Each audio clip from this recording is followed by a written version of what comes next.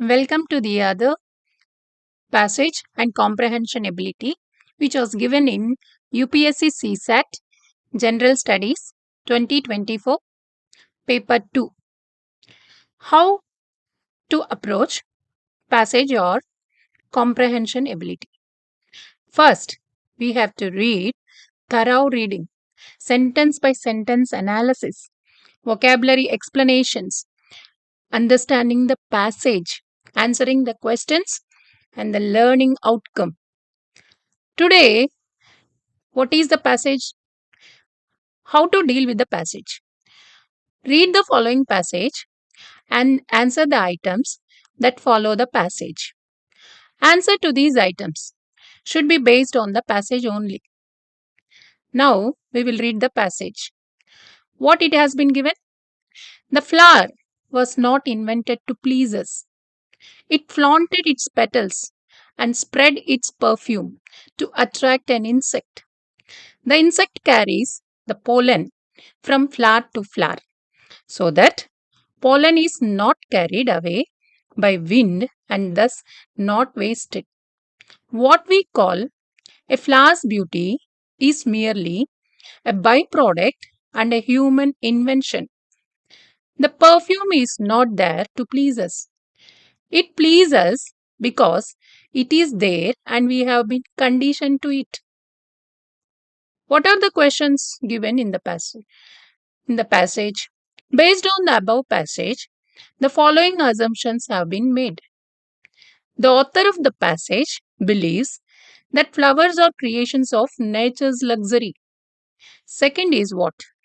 The author of the passage does not believe in the usefulness of flowers except as things of beauty. Which of the assumptions given above is or valid? One only, two only, both one and two, neither one nor two. हम passage को अच्छे से समझेंगे with vocabulary also. What sentence 1 में दिया है?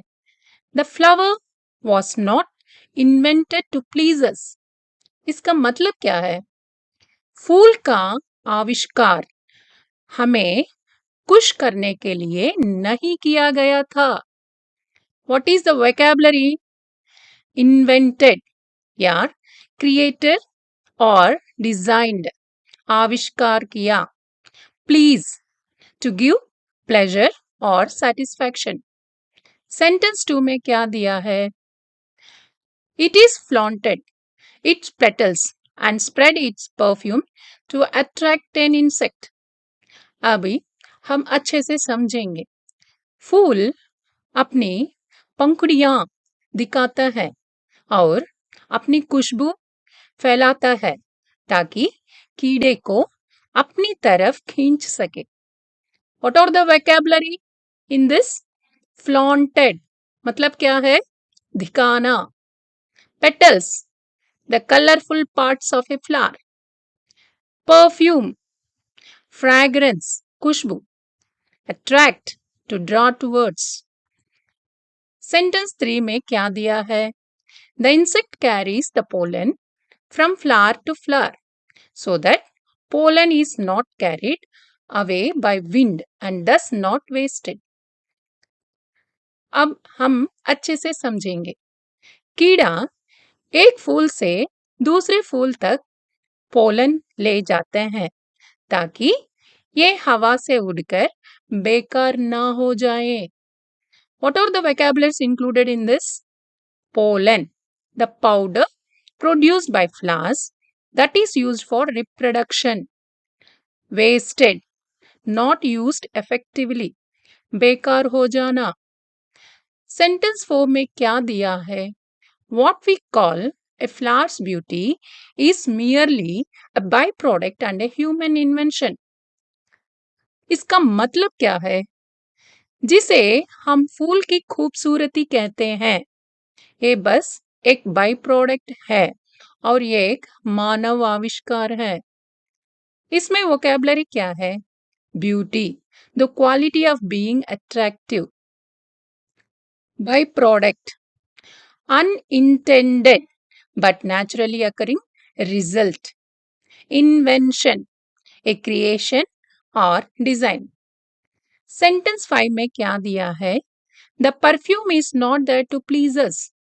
It pleases us because it is there and we have been conditioned to it. इसका मतलब क्या है? खुशबू हमें खुश करने के लिए नहीं होती। ये हमें इसलिए अच्छी लगती है क्योंकि ये वहाँ होती है और हम इसके आदत से हो गए हैं। वोकैबुलरी क्या है? कंडीशन्ड मतलब trained or adapted. Pleases, to give pleasure or satisfaction. What are the idioms and phrasal verbs included in the passage? Flaunted its petals. इसका मतलब क्या है? Showed off its petals. अपनी पंखुड़ियां दिखाना। ये कहाँ यूज कर सकते हैं? फूल ने अपनी पंखुड़ियां फ्लांट की ताकि कीड़े को अपनी तरफ खींच सके। कंडीशन टू इट मतलब क्या है? एडेप्टेड और यूज टू समथिंग, आदत से लगाना। यूसेज, हम फूल की खुशबू के लिए कंडीशन हो गए हैं। अब अच्छी से पैसेज को एनालाइज करेंगे। इस पैसेज का मेन मैसेज ये है कि फूल अपनी खुशबू और रंग बिरंगी पंखुड़ियों का प्रदर्शन हमें खुश करने के लिए नहीं करता, बल्कि ये कीड़े मकोड़े को अपनी तरफ आकर्षित करने के लिए करते हैं ताकि प्रजनन हो सके। हम जो फूल की खूबसूरती देखते हैं वो एक बाई प्रोडक्ट है और हम इसे बस इसलिए पसंद करते हैं क्योंकि हम इसके आदत से हो गए हैं। What are the questions given in this? We will see the questions. Based on the above passage, the following assumptions have been made. The author of the passage believes that flowers are creations of natural luxury. The author of the passage does not believe in the usefulness of flowers except as things of beauty. Options, what are they have given? One only, two only, both one and two, neither one nor two. हम सोच सकते हैं correct answer is D, neither one nor two. हम इसके लिए justify कर सकते हैं। The author of the passage believes that flowers are creations of nature's luxury. इसका अर्थ क्या है? इस assumption में ये माना गया है कि फूल नेचर का एक लग्जरी है, यानी एक ऐश्वर्य की चीज है। लेकिन पैसेज में कहीं भी ऐसे नहीं कहा गया है। ऑथर ये कह रहा है कि फूल अपनी खुद की प्राकृतिक प्रोसेस के लिए बना है, जैसे कीड़ों के अट्रैक्ट करना किसी लग्जरी के लिए नहीं है, इसलिए ये अजम्पशन गलत है। अजम्पशन 2 में क्या दिया है? The author of the passage does not believe in the usefulness of flowers except as things of beauty. इसका एक्सप्लेनेशन हम अच्छे से समझेंगे। इस assumption में ये माना गया है कि ऑथर फूलों को सिर्फ खूबसूरती की चीज मानते हैं और उनका और कोई उपयोग नहीं है। लेकिन पैसेज में एक क्लियर है कि ऑथर फूलों की खूबसूरती को एक बाई प्रोडक्ट के रूप में देखते हैं और उनकी प्राइमरी पर्पस कीड़ों को अट्रैक्ट करना होता है, जो कि प्रजनन के लिए जरूरी है। इसलिए ये assumption भी गलत है।